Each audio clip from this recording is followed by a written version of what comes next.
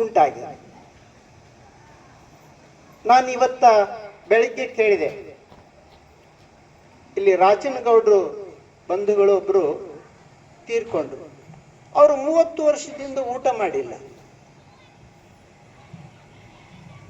ಯಾರಾದ್ರೂ ಆಗಿದ್ರೆ ಯಾನೆಗುಂದಿ ಮಾಣಿಕ್ಯಂ ತರ ಆಗ್ತಿದ್ರು, ಶರಣರಾಗ್ಬಿಡ್ತಿದ್ರು, ಡೊಂಗಿ ಶರಣರಾಗ್ತಿದ್ರು. ಅದರಲ್ಲಿ ಸಹಜವಾಗಿ ಅವರು ಜೀವನ ಮಾಡಕತ್ಯಾರ.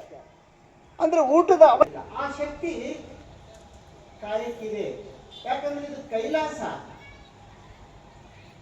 ತಾನು ಇರುವುದಕ್ಕಾಗಿ ತಾನೇ ತಂದುಕೊಂಡು ಇದರಲ್ಲಿದ್ದು ಈ ಕಾಯನ್ನು ಸದೃಢಗೊಳಿಸ್ಬೇಕು, ತನ್ನಂತೆ ಮಾಡ್ಕೋಬೇಕು ಅಂತ ಹೇಳಿ ಇದನ್ನ ಸೃಷ್ಟಿ ಮಾಡಿದಾಗಲಿದ್ದ ಆತ ಇದರೊಂದಿಗೆ ಯುದ್ಧ ಮಾಡ್ಲಿಕ್ಕೆ.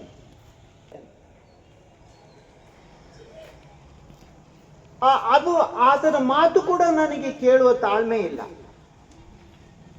ನಾನು ನೋಡಿದಾಗ ಅವನು ನೋಡ್ತಾನ, ನಾನು ಹೆಂಗ ನೋಡಿದೆ ಅನ್ನೋದು ನನಗೆ ಗೊತ್ತಾಗ್ತದೆ. ಯಾರಿಂದ ಗೊತ್ತಾಯ್ತು? ನನ್ನ ನೋಟನೇ ಬೇರೆ, ಅವನ ನೋಟನೇ ಬೇರೆ.